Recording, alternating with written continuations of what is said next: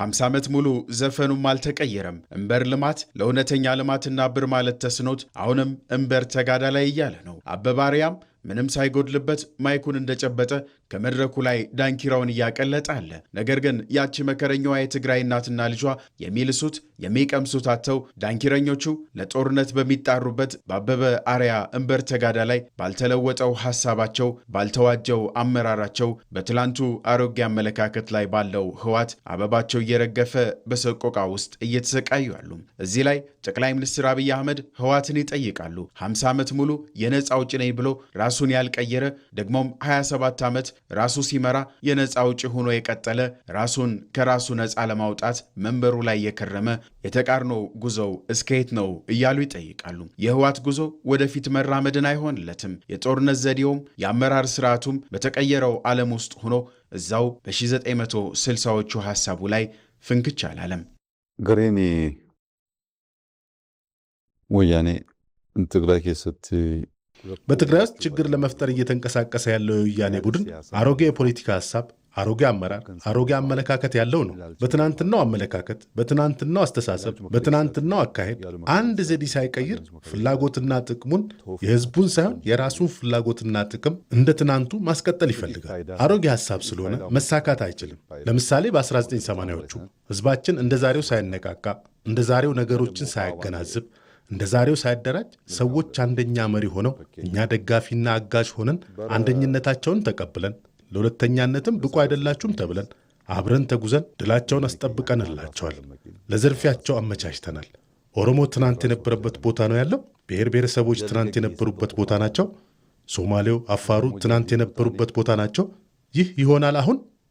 አሮጌ ሐሳብ፣ አሮጌ አመራር ስልህ ይህ ቡድን ከ50 ዓመት በፊት የትግራይ ነጻነት ብሎ ታግሏል። በወቅቱ ህዝብን ለማንቃት ለማደራጀት ለመረጠው ዓላማ ነው ብንል እንኳን አሸንፎ መንግስት ሆኖ 27 ዓመታት አገር ከመራ በኋላ ስሙን መቀየር አልቻለም። የኢትዮጵያ መንግስት ሆኖ ለትግራይ ነጻነት እና ሉዓላዊነት እታገላለሁ ይላል። ከዚህ ከሄደ በኋላ ይህንኑ ነው የሚያደርገው። ከወቅታዊ ሐሳብ፣ ከወቅታዊ ሁኔታ፣ ከዓለም ሁኔታ ጋር ለመቀየር ዝግጁ አይደለም።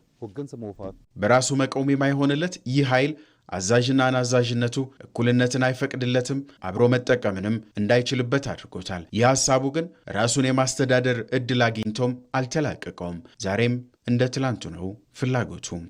ህገወጡ ህዋት ትላንት በሌሎች ታዝሎ የመጣበት መንገድና የዛሬ አካሄዱ ያው ናቸው። የትላንቷ ኢትዮጵያ ግን ዛሬ የለችም። ኢትዮጵያ ዛሬ በትላንቱ ባረጁ ሐሳቦች የማትረበሽ ይልቁንም ለዓመታት ሲመዘበሩ የነበሩ ሀብቶቿን በአንድ ዓመት ብቻ እየመለሰች ያለች ሀገር ሆናለች። ታዲያ ህዋት ስለምን ሰላምን ጠላ? ለምንስ ፈራው ቢባል ጠቅላይ ሚኒስትር አብይ አህመድ እንደሚሉት ምላሹ ተጠያቂነትን የመሸሽ ይሆናል። ነሞኒ ገሬ ከነገርጋራ ጅረን ከሌስ ይህንን ቡድን እየደገፉ ያሉ አካላት ትናንትም ህወሓት ደርግን አሸንፎ ስልጣን ሲይዝ የደገፉት ናቸው። ስልጣን ሲይዝ ራሱን ችሎ ሳይሆን በሌሎች ተደግፎ ነው። በወቅቱ መንግስት በሌሎች ጉዳዮች ተወጥሮ ነበር። የገንዘብ ድጋፍ አልነበረውም። ህወሓት ተደግፎ እንጂ ራሱን ችሎ አልነበረም። አሁንም ተደግፎ የሆነ ነገር ማድረግ የሚችሉ ይመስላቸዋል። የዚያ ዘመን ኤርትራን የደገፉ ሀገራት አሁን አሉ። በወቅቱ ሰዎችን ሲደግፉ የነበሩ የኢትዮጵያ ስትራቴጂካዊ ጠላቶች አሁን የሚያደርጉት ድጋፍ ከኢትዮጵያ አቅም ጋር ይጣጣማል? የፈለገ ሰው መደገፍ ይችላል። ነገር ግን ፍላጎታችንንና ጥቅማችንን ራሳችንን ለመጠበቅ መብታችንን ለማስጠበቅ መብታችን መጣስ የሚችል ኃይል የለም። ህወሓት በሌሎች ተደግፎ መረበሽ ይፈልጋል። ምክንያቱም ሰላም ካለ ተጠያቂነት አለ። ለምሳሌ ወርቅ በዚያ ዘመን ኤክስፖርት ያደረግነው $5.6 ቢሊዮን ነው። በ27 ዓመት ወያኔ ሲገዛ ደግሞ $3.6 ቢሊዮን ነበር። ይህ ማለት ምን ማለት ነው? ወርቁ እየተዘረፈ ነበር ማለት ነው። ገቢው ስልጣን ላይ በነበረበት ወቅት ከ27 ዓመታት በኋላ 200 ቢሊዮን ገደማ ነበር እንደ ሀገር ሲገባ የነበረው። አሁን ገቢያችን 1.5 ትሪሊዮን ነው። ይህን ከቀድሞው ጋር ስናነጻጽረው ሀገር እየተጠቀመች አልነበረም ማለት ነው። አሁንም ህወሓት የፈጠራቸው ችግሮች አልተፈቱም። ሰላም ጠሎች ጋር አብሮ ሀገር ለማተራመስ ይፈልጋል። ይህ ግን አሮጌ ሐሳብ ደግሞም ድልን የማያስገኝ ነው ሲሉ ጠቅላይ ሚኒስትር አብይ አህመድ ይገልጹታል።